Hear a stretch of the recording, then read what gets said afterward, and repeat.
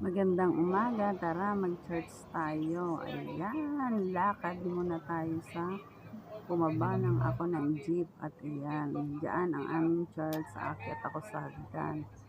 Ayan, kaya video muna tayo. Ayan, i-upload ko to sa aking YT channel. Ayan, akyat tayo, tingin-tingin tayo kasi napakataas na hagdan na yan. Kaya kailangan natin mag-ingat.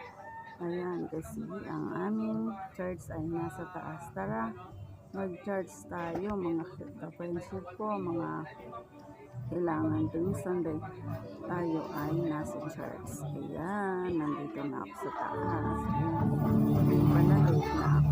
Tapos na ng kanta, tamang-tama. Word of God na pala. Ayan, dahil ang inyong lola sa church. Ayan ang aking mga ka-church. Bati-bati. Ayan. Maraming salamat. Yun lamang. Church tayo.